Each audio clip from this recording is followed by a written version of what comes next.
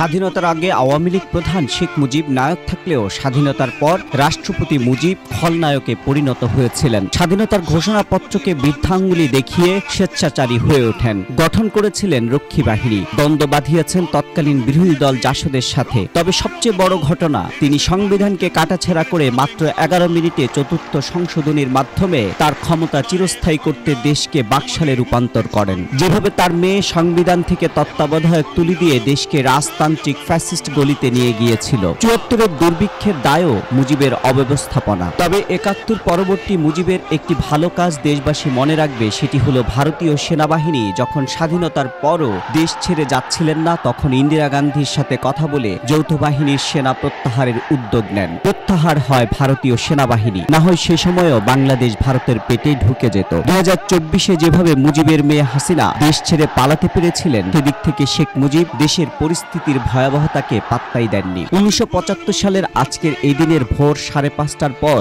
সেনারসে তৎকালীন ধানমন্ডি ৩২-এর ৬৭৭ নম্বর বাড়িটিতে ২ মেয়ে বাদে পুরো শেখ পরিবারকে জীবন দিতে হয়।